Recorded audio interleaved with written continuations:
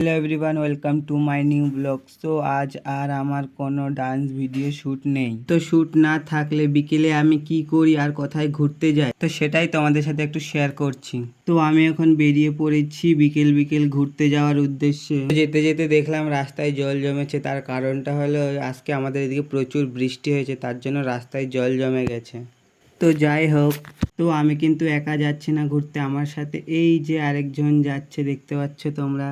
তো ওর ফেস এখন আমি রিভিল করব না, আর এটা কে সেটাও এখন বলবো না। তো সব তোমরা আস্তে আস্তে আপডেট পাবে, ভিডিও দেখলেই বুঝতে পারবে। আস্তে আস্তে সব কিছু তোমাদের সাথে শেয়ার করবো গাইস। তো কথা বলতে বলতে চলে আসলাম আমাদের গ্রামের শেষ একটা প্রান্তে। এইরকম ফাঁকা রাস্তা আর প্রাকৃতিক দৃশ্য, ও দেখতে যা লাগে না কি বলবো।